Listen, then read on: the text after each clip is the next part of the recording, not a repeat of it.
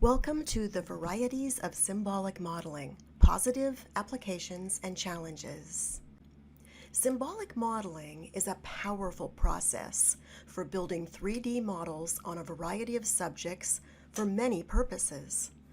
This session features examples of SymMod for content areas with emphasis on education, personal development, and creative expression. Symbolic modeling, or SymMod, aligns with our conference theme, reconnaissance, as one delves into an information process in a unique and powerful way, ascertaining previously undiscovered features. SymMod allows participants to create and innovate through metaphors and new perspectives. One can gather information and ascertain strategic features about objectives or obstacles through the building of a 3D modeled object. So many of you know that I'm Dr. Valerie Hill, Director of the Community Virtual Library here in Second Life and in other virtual environments. Our main library is located here in Second Life, and you can join the group, as I said, to the left of the screen. The main group we use at the library is Second Life Library 2.0. We have branches in other worlds as well as Second Life. My interest in symbolic modeling centers around literacy, because my field has always been library and information science. And so today you'll discover that SymMod can be applied to nearly any subject, any concept, or any idea, really.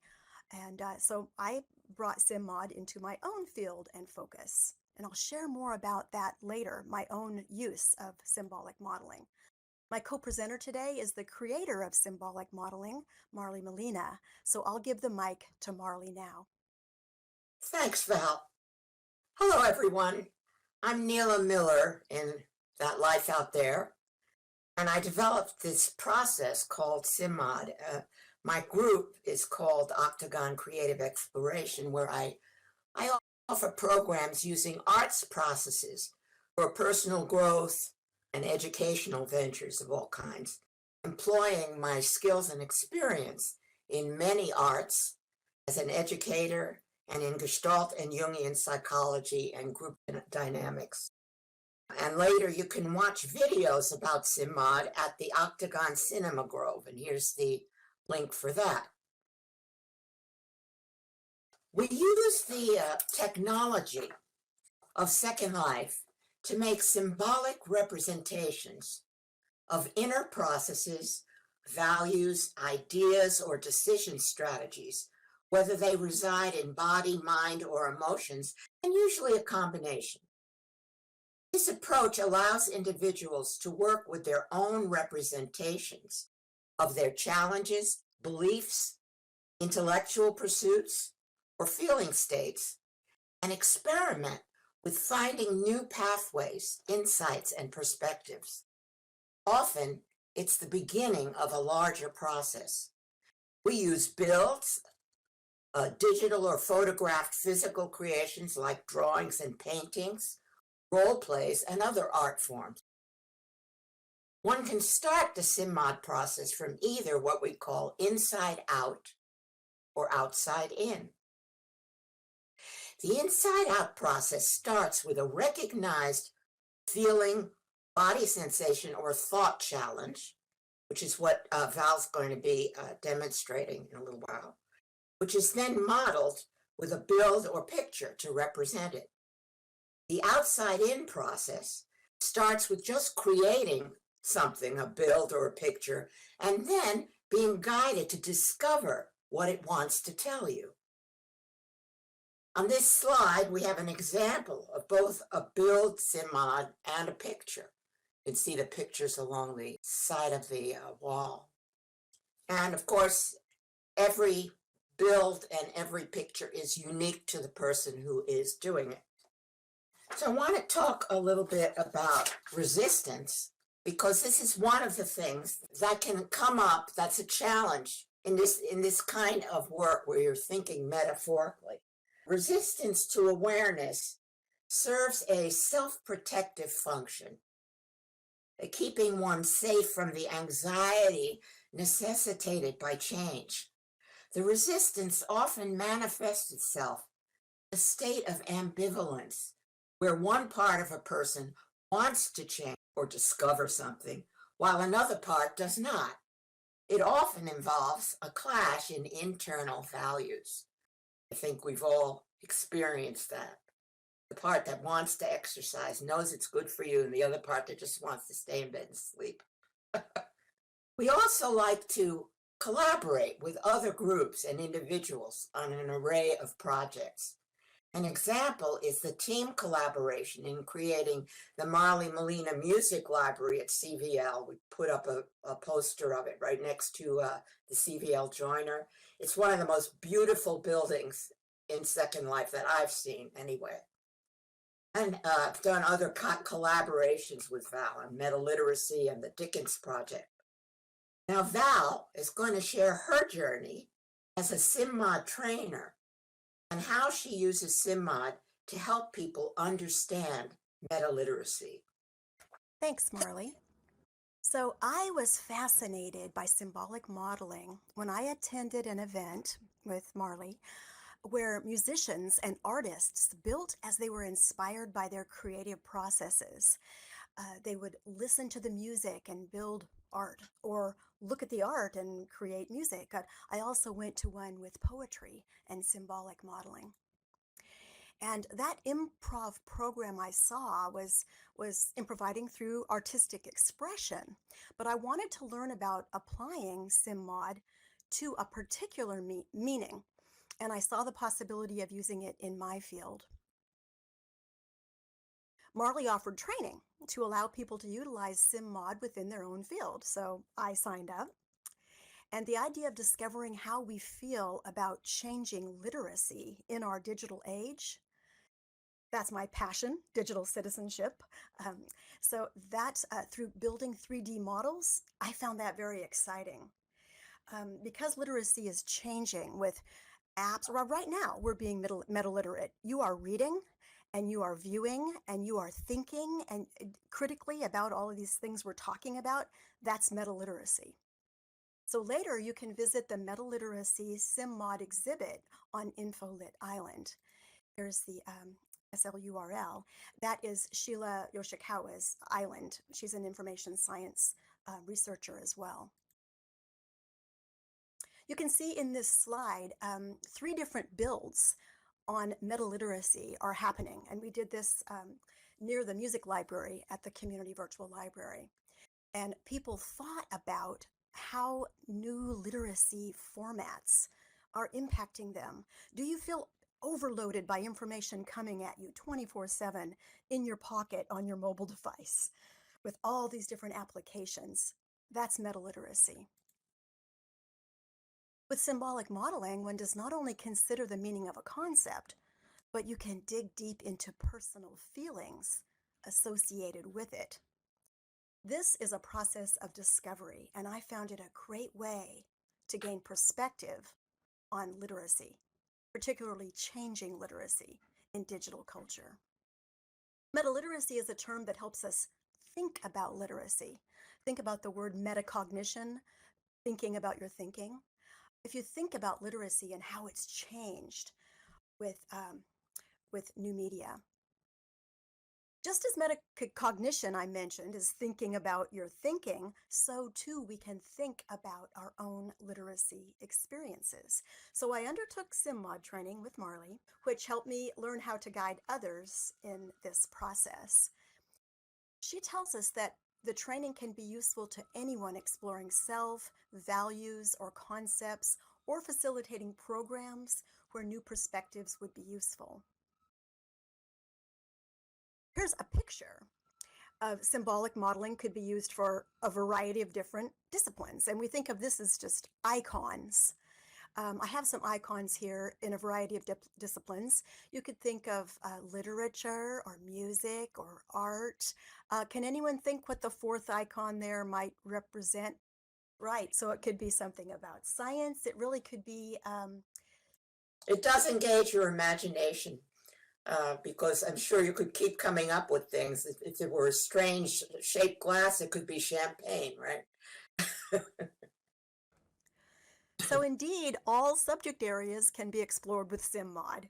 And these icons, they're just icons, but with SymMod, the difference is we create abstract models rather than recognizable images.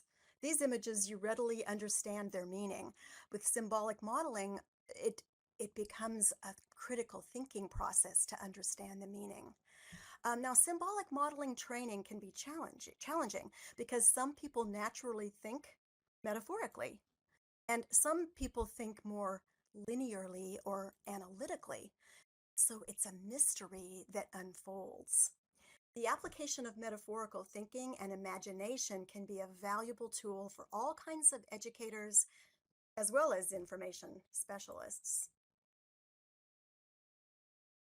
SymMod is, as we said, a process. It's a dynamic and changing process. One can build again and again and see something new every time. And I've witnessed this with symbolic modeling. I've had the same person build more than one model. They look completely different and they dig into it and learn something new each time. You can see on this slide one of my first SymMod pieces that I did to represent metaliteracy, as I thought of how information is constantly flowing to us and around us in many formats: texts, emails, videos, apps, and more.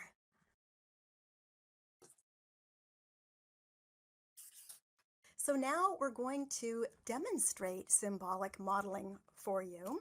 So I'm going to stand up here and let you think about how this is going to work. Today we're going to demonstrate this process, and Marley and I want to share this process together today, both of us, where usually there's only one facilitator. But today we're both going to facilitate in collaboration to show the various different uses of symbolic modeling. So I'm going to work first with the concept of metaliteracy. As I mentioned to you, it's literacy in all its changing formats in digital culture. And then Marley will work on the personal development SymMod. So I'm going to work with Cat's Eye, and Cat's Eye, I'm going to ask you to come out into the circle, and Cat's Eye is going to build for us as she contemplates her idea personally of changing literacy, metaliteracy. Cat's Eye will be thinking about her own literacy in digital culture. And I'll try to transcribe in the local chat as we do these demos because they're live and they're unscripted. So we'll have about 20 minutes. I'm going to ask Cat's Eye to try to do her build in about 10 minutes. And then we're going to facilitate and dig into the meaning of her metaliteracy. Go ahead and begin building, Cat's Eye. What you'll also see is Val showing some of what she learned in the SymMod training as a guide, because at first she was on the other end of it, the end that Katz is demonstrating. So Katz will tell you more about how you can prepare for the training if you're interested. So this is an inside-out procedure. We're starting with a concept and building from it. Yes, Cat's Eye realizes that she's thinking about literacy before she even begins to build. So we're talking about an inside-out build. I might mention to Cat's Eye as she's building to pay attention to what she's feeling in her body, and think as you're at your computer a bit about, use your body as a barometer of the way you're feeling. Feeling anxious, my body was stiff and tense at first, but it's relaxing now. Even if you did the exact same build, or even while you're looking at her build, whatever your interpretation should be different. It's a unique process in that each person who builds has their own process to go through with the build. However, you can also use it as a positive projection. So if you want to get more ideas from what you see other people build, you can use their builds that way to explore more of your own responses that are stimulated by what you see. So it's a very interactive kind of experience, especially when it's done in a group. Yes, and I mentioned that if you do a SymMod and then you come back and do another one a different time, you will find something new, different and new each time that you experience this process. Just as literacy is constantly changing, our feelings about it and our perspectives on it can be different at different times in our life. We've seen symbolic models that can be very, very simple textures and builds, or they can be more complex. It's whatever that person is comfortable with. There's not any set complexity of a model. They can be very, very simple. It's basically just going with the flow of what you're feeling about the concept that you're creating a symbolic model about. And while you're building, feel free, cat's eye, if you're having any strong responses as you build, that you're going to be able to share those with us as you go along. I'm done. Wonderful, wonderful. All right, so You can cam around to see the build from different points of view because it's going to depend on where Kat stands in relation to her object, what she's picking up, and she might move in different directions. So you can have that same experience of seeing the whole thing. now sometimes as a facilitator, Marley has taught me, it's important to let the person who has built decide how they want to first share about this object. So I'm going to ask Cat's Eye, would you like to address the object, just be yourself, Cats, and speak to this object? Or would you rather become the object and speak as though you are the object? Which approach would you like to take? I'll become the object. I'm gonna be the purple thing because I think that's me. I'm purple. I'm curious. I'm a little crazed. I've always been curious, but I started. Oh, life is changing very fast for me, and it speeds up as it goes. My childhood was very slow and easygoing, and knowledge was something I was seeking and loving to seek, and that's very much a part of me. Purple is for me. It can be crazy, it can be wisdom, and I've got a little of both, I think. So this is definitely me, and I'm standing on what feels like a ground with a pattern in it, sort of understandable pattern that makes sense to me. It gives me comfort that I'm standing on it. It makes me feel calmer. And I've got stuff that feels like it's raining on me. And there's that yellow thing and that gray thing. I think they're kind of oval balls. Not sure yet what they are. I guess they'll tell me. But I feel like I'm being rained upon. And the gray right on top of me, there's it's slower and then there's a faster one. The slower one feels comfortable. Faster one's a little scary. When I built it, that felt that way too. Not sure what the yellow and the gray is yet.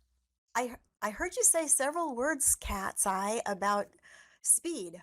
I heard you say earlier. You said the purple part, life speeds up, and when you were growing up, it was slow. And then I heard you say there's this speed that it's fast and it's almost scary. So that's interesting. What else here in your build can you say that relates to that speed that you mentioned several times? Well, it seems like the water, I guess it feels like knowledge coming in if I think of metaliteracy. Going by too fast, coming down at me too fast, but I'm sort of protected by a slower, more comfortable way of knowing things. And then beyond that, I think the yellow might be a goal of mine of some kind, but I'm not sure what the gray lurker behind it is. The fast one is not just scary because you can see through it. Could you It's, be that part? Could you be that yeah, raining water? I want to be the slower one first. Okay.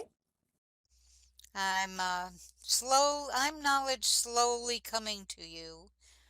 I am knowledge that you already have and some that you're extracting as you go. I am a way of knowing that you have always used. You think, you read, you talk, you ask. I am flowing over you, but I'm not knocking you down. I'm not drowning you. I'm growing you. I'm protecting you. Great. Great. So you were the water. Now you've mentioned a couple of other words that intrigued me that came up a bit. Comfort and discomfort. And you mentioned the comfort in the calm base with an understandable pattern. So what else about your symbolic model makes you feel comfort or discomfort?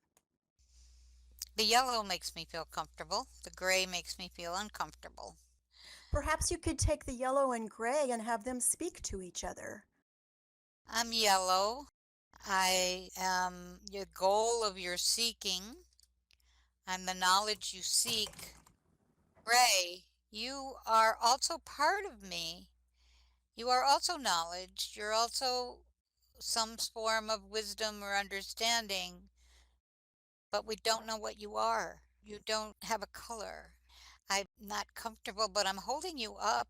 You're a part of me, and you're not so different.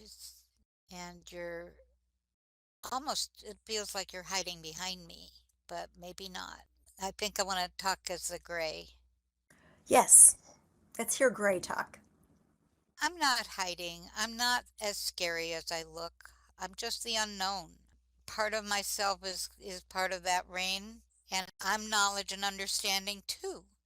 I just not as easy to understand, not as easy to get at, but I am part of you, and the purple one will understand me too someday. I want to talk as the fast rain or the fast water. Yes, yes, we want to hear the fast water. I'm knowledge too. I'm coming down on you fast. I'm all around you. Coming in from all different ways. I'm making you sometimes feel like you're drowning. I'm not doing it on purpose. I just am. I'm just a lot coming in at once. But I come from both the yellow and the gray. I carry knowledge, I carry wisdom, I carry understanding, just like my slow self. The slow water is part of me too. You're part of me. Is there any other piece that you really would like to speak to or become that's in your model that you haven't spoken? Well, the base. I haven't spoken as Yes. that. I am patterns. I am way things are. I am what's beneath your feet, holding you up, keeping you steady. You already know me. You're safe on me. You can read my pattern. You can understand me. I hold what you have already known that you bring to what you're learning now. Well, Katz, with this process today, building on metaliteracy, how did you feel about this and were there any surprises today? Oh, yeah.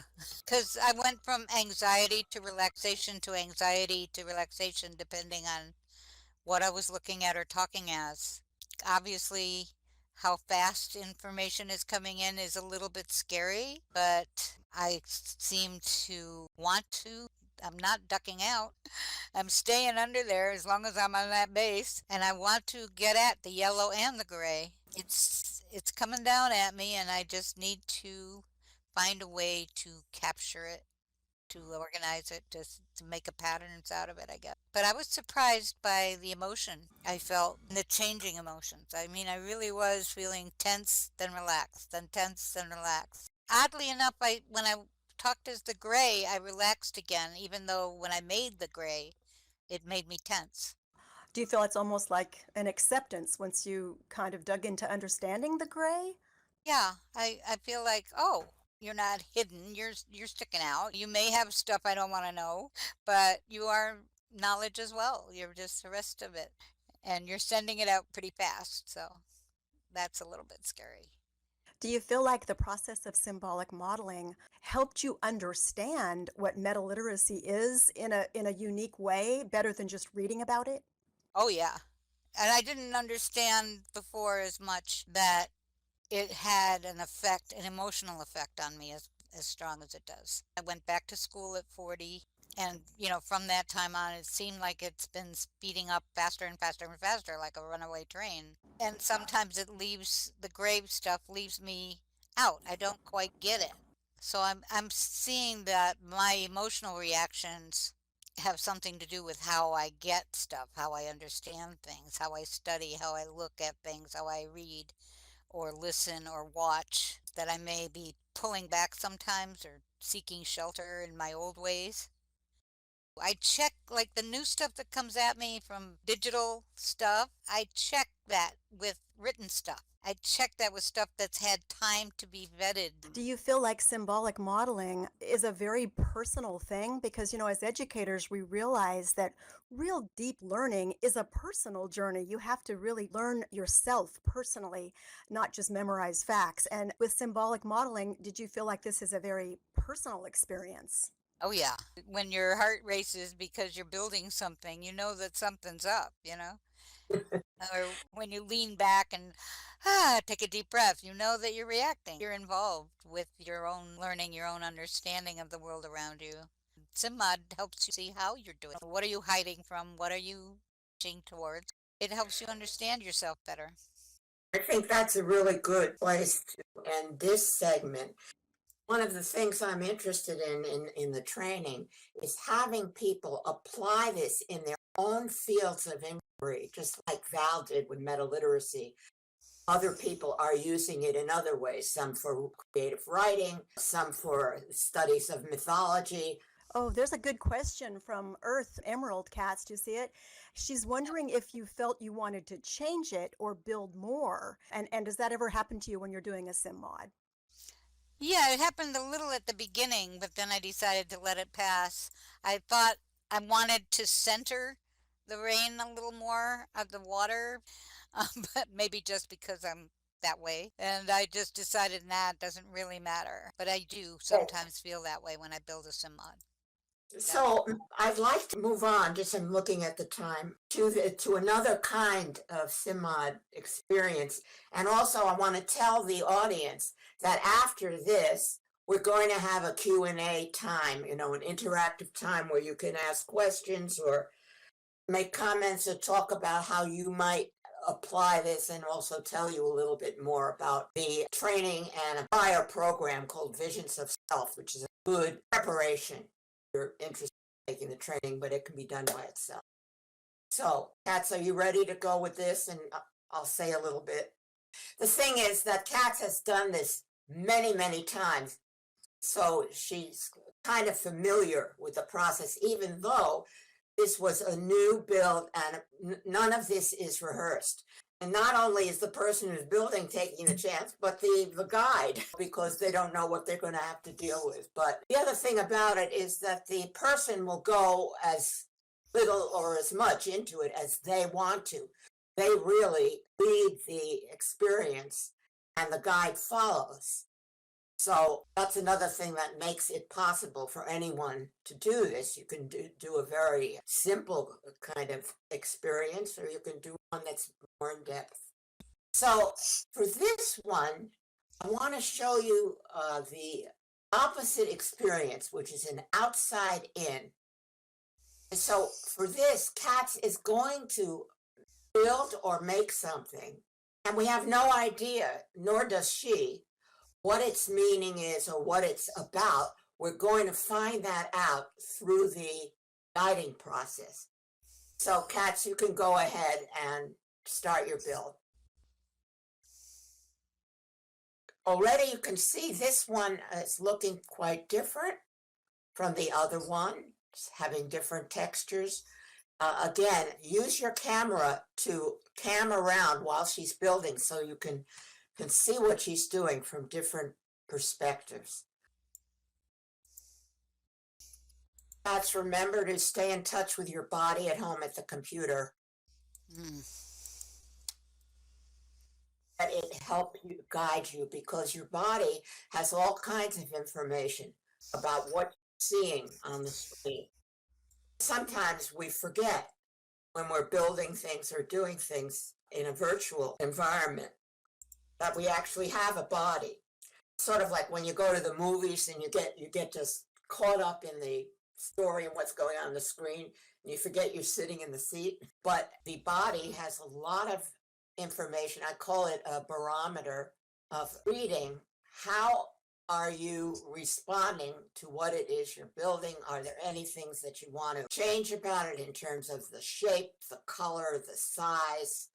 And again, keep your mind clear, because we're doing an outside-in process here where we're simply building something and are going to find out more about it. So she's just relying on what she's seeing and how it affects her experience of seeing it. I know that you shifting colors a lot, it's kind of trying different things out. Yeah, following my body dictates. You've got a changeable, colorful object here. I think I'll stop. Yeah, I was looking for something. I feel like I want to spin the middle thing, but I'm not finding the right texture. Got it. That's all. I'm done. Okay. All right. So again, people who are watching, please make sure to look around, look at the sides, because when you look at the sides, the balls have a different relationship to these, right? So, and you can look, hover over it, you can look at it, all different. So now, cats, let's get into the process. I want to know right now, what is flirting with you from this object? The purple ball. All right, so let's hear what the ball has to say. Hi, I'm at the bottom of this. I'm the base, the beginning, and I'm purple. And how are you feeling about what you're holding up there? I feel like it's all, the whole build is me. It's not one part this time. It's not like in the other one where there was me and then the outside world. Yes,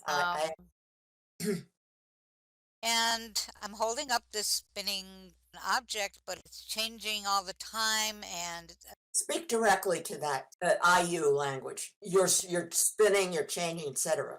I'm holding you up. You're changing color, but you're not changing shape. Kind of got you by the middle. So I'm steadily holding you up.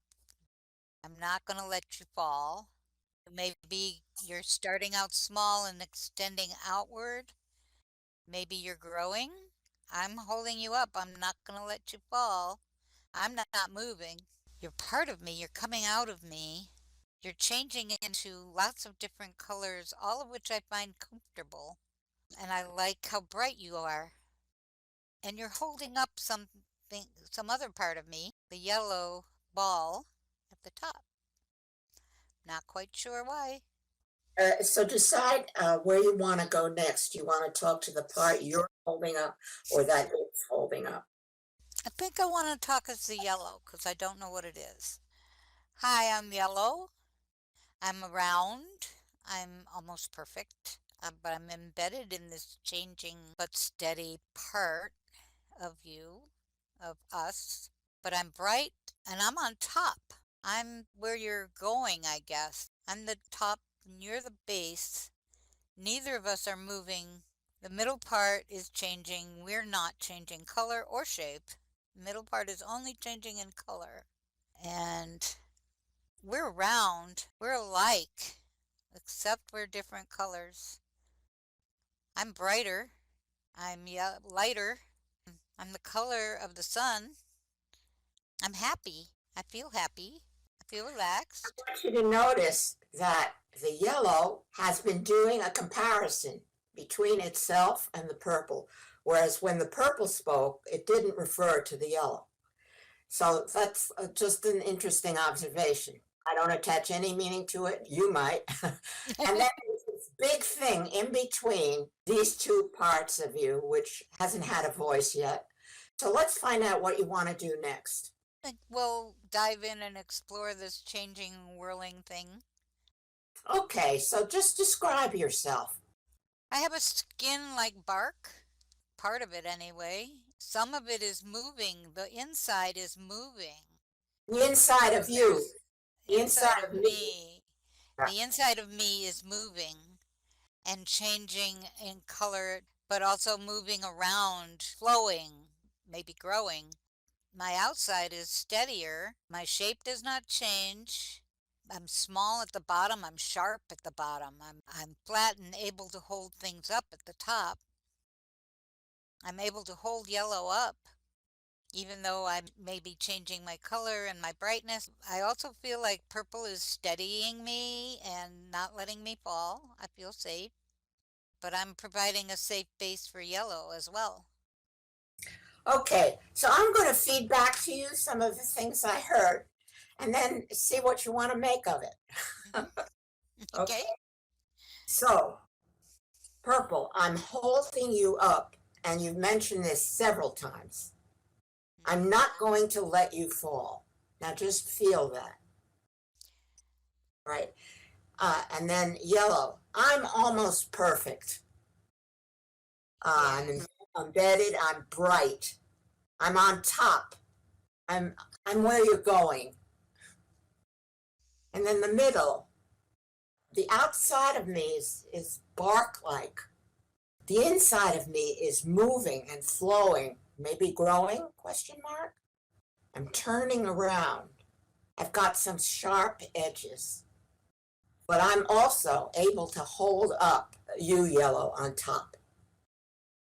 Okay, so how do you feel that, and what kind of meaning does it give to whatever is going on for you at this present time?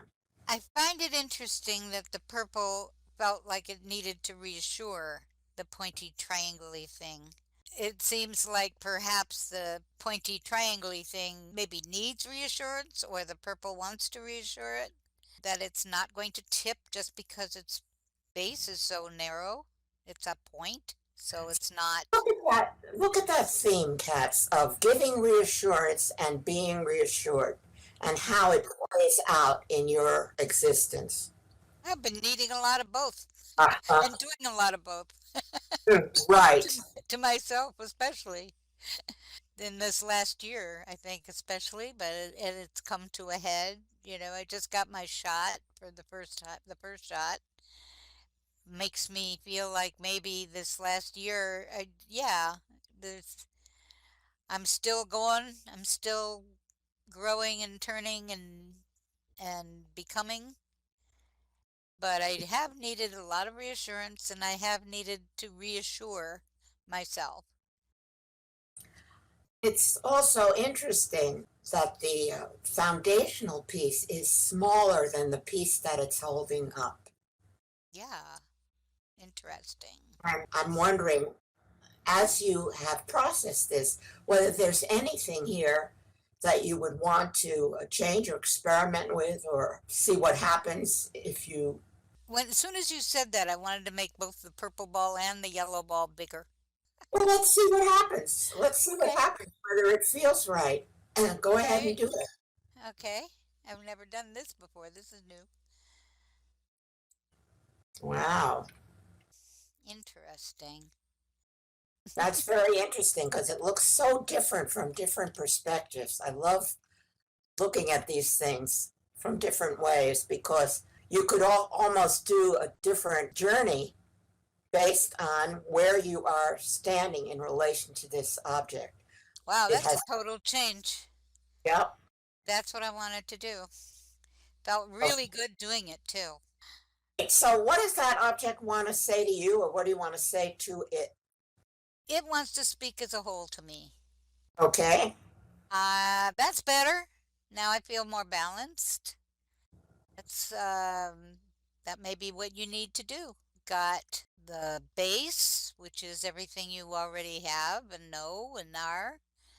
You've got the top, which is who you are going to be and what you're growing into and are still inside. And then the middle, I'm the part of you that's learning, that's still growing, that's still changing. But my shape is the same. Mm-hmm. I'm 73. I'm not going to change shape much anymore. Mm-hmm. Um, But you've Still changed spinning. your proportions. You've changed Yeah, your proportions, and that makes a difference to your it does. energy. I noticed Oh, yeah. how alive you became as you changed the sizes of these I feel pieces. stronger. I feel Stronger, like yes. Yeah. stronger. Yeah, and Right. happier. I was interested when you said in passing about a balance, and that may be more of what you need. And you have a concept of how that might happen. Mm-hmm. Yeah. I really I value growth, but I Mm-hmm. also recognize that growth has changed for me in my later years. Mm-hmm. It's more internal, Mm-hmm. and there's a lot of epiphanies, a lot of sifting the past and growing from the base in order to hold up the future. Yeah, the yellow is the largest piece now. I mean, Mm-hmm. very Which is interesting that, which yeah, is interesting, yeah, because yeah, yeah. So I that's don't what you even have a aspire yellow. to, is that your future is very big and bright, which is lovely. I think that's a good place for us to I stop. think so too. I'm going to link it up and keep it. Okay, Yes, here's let me this. go ahead and move to the next slide too while we're getting ready to wrap up because we're going to talk a little bit about the training process of symbolic modeling, which I have undergone and continue to do. It takes a lot of practice because to be as just free with the facilitation as Marley is and staying in the moment of it, it's not something that you just conquer one time. It's every time it's different. So let's turn it over to Katz. First, Katz, I want you to say anything you would like to about this process. Yes, it really does affect me. It makes me think. I feel like I've learned something about myself, that it's probably the time for me to learn. I enjoy doing it, even though sometimes it's uncomfortable, but it passes, and all in all, it's an engaging way to get at yourself. A little easier than dreams. Figuring out a dream is a lot harder. It's kind of like that in that it get these aha moments that are really really good. So I'm Katsai Tenen, Marley Molina's program manager, as she said. I participated in several personal symbolic modeling workshops over the years since I started working for her. And found SymMods help to discover and focus on your thoughts and feelings and helped you understand your internal obstacles as well as your strengths. I got excited about how it might enhance writing workshops. The training I took and that we're offering again beginning April 15th at 1:30 is an effort to expand the number of people in Second Life capable of guiding and leading others in the SymMod experience. If you're interested in joining the next class starting in April or a future class held in fall or spring, you can click the poster of upcoming events. That gives you invitations. One is an invitation to the training itself, which includes a commitment note card to be filled out and sent back. The other is Visions of Self invitation. This experience, the Visions of Self, will be guided by Marley Milena in self-exploration, and it's a prerequisite for the training for anyone who has not yet experienced building or making a SymMod before. If you actually have been guided by Marley in creating a SymMod in the past, you're not required, but you're still invited to attend that. If you know you're interested in attending the VOS, the Visions of Self, or training, or both, you can let me know right after this presentation. Thank you, Katz. And you can see our contact information up here on this slide. We hope that today you'll think about ways that you might want to apply symbolic modeling as a tool for a future project, because we've demonstrated there are many, many different ways that it can be used. So we're going to open up this to see if you have any thoughts or any comments about what you've witnessed today, and you can type in local chat. And if you have a question, perhaps you could either address it to me if it's about metaliteracy, or to Marley if it's about anything about symbolic modeling or the personal development side. And we'll open up now for questions. Earth Emerald, do you recommend learning to build a bit in SL before doing this? It would be good to have basic building skills. What we did not demonstrate today is the two-dimensional SymMods. That is, that you can make a drawing, make a picture of it, upload it here, and we can use that, or you can do a digital drawing or painting, and we've done a lot of that. If you come to the Visions of Self workshop, you'll see examples of both of those, drawings and builds.